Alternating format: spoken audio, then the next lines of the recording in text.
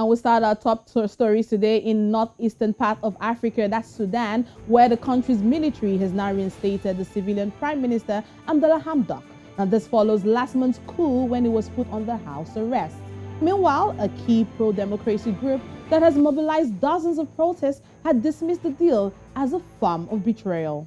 Now the deal, which was announced and broadcasted live on Sudan State TV, envisages an independent technocratic cabinet to be led by Hamdok until elections can be held. Now, although it remains unclear how much power the government would hold while remaining under military oversight. Now, the Prime Minister Abdullah Hamdok highlighted what the deal means. هذا الاتفاق يساعد على فك الاختناق.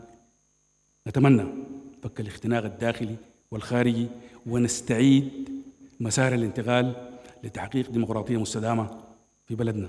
أيضا هذا الاتفاق يتيح إمكانية لأننا نقدر نحافظ على مكتسبات السنتين الماضيتين كان في السلام أو في الاقتصاد. So that's Prime Minister Abdullah Hamdok out there in Sudan giving that speech. And now he's back in power. And what does this mean with the military, perhaps a stronghold? Well, joining us this morning on Breakfast Central is Ibrahim Mukhtar. Ibrahim Mukhtar, who is an analyst and researcher of international relations at the Ankara-based Yildirim Beyazit University. Ibrahim, morning to you. Welcome to Breakfast Central. Many thanks for joining. Now, Ibrahim, can you bring us up to speed with this arrangement and the reinstatement of the Prime Minister? You might need to unmute your mic for us to hear you clearly.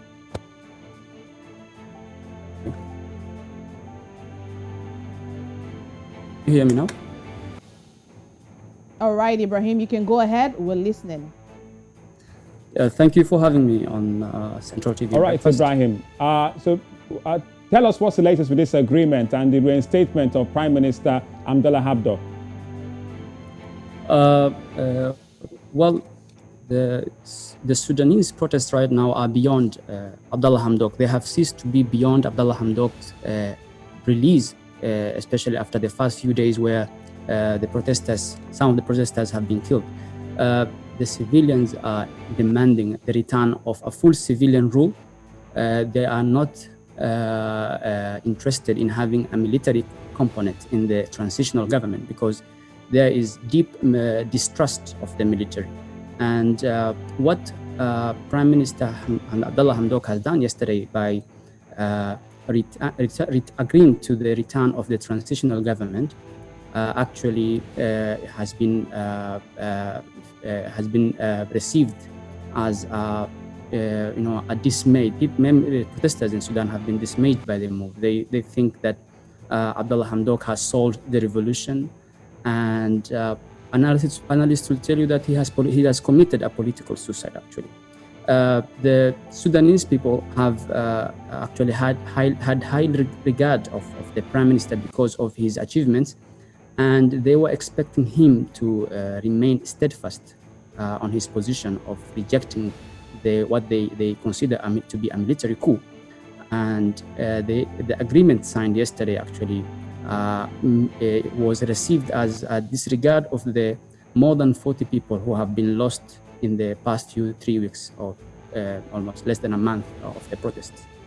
All right, Ibrahim. Now, the Sudanese Professionals Association, which has been at the forefront of protests in Sudan since late 2018, has described the agreement as a treasonous agreement. What were the expectations, really?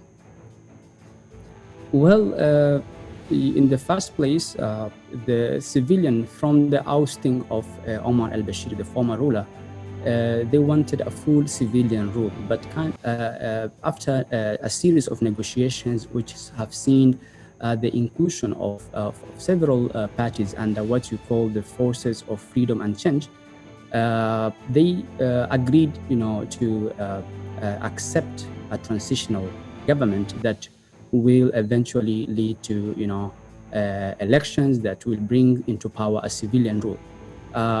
They felt like they could give the military one more chance to actually mend make amendments for their own mistakes, their previous mistakes, since the country has for long been ruled by the military. But after the dissolving of the government and the detention of political figures, including the Prime Minister himself, they felt like the military has again betrayed the citizens, and they demanded that the transitional government returned. But of course, the protests were actually faced by severe violence from the security forces, and which has led to the death of many protesters. This meant that the demands were now beyond the return of the transitional government and beyond the release of political detainees, to demand a full civilian rule. And the Sudanese seem to be steadfast in their position. They have now they now consider Hamdok to be in cahoots with the military, because even if you look at the clauses that were signed yesterday, they talk about they talk about investigations on who killed the civilians and the release of political detainees who took a seat. They were not at they were not making the top of the lists, and the civilians have no hope in the military. They want them out of the equation, and as some of the, as you say, the SPA, the Sudanese Professional Association, they have accused him of treachery, and they think he has committed political suicide. This seems to be the case right now. All right, Ibrahim. Now, according to some reports, the government will still remain under military oversight, which quite worrisome to many. Now, what does this really mean in essence? Actually, it means that Hamdok recognizes Al-Burhan, the General Al-Fatah Al-Burhan, who is accused of being behind the military takeover. He was removed and was put under house arrest by the same person, and the same person has released him and reappointed him as Prime Minister. This is exactly what the Sudanese are finding it difficult to swallow. He represented the civilian rule. He represented the symbol of the revolution. He was like the leader in this moment. But following, we don't really know. Actually, the big question is, how did this situation reach here? Hamdok was clear in his early part of during the early phase of negotiations, immediately after the military took over, that his position is with the public.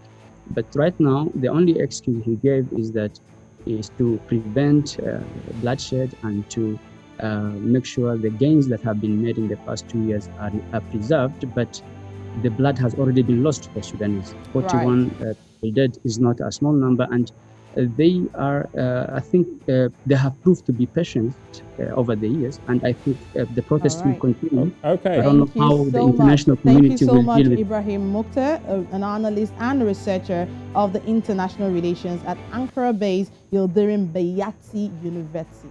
Thank you so much for joining.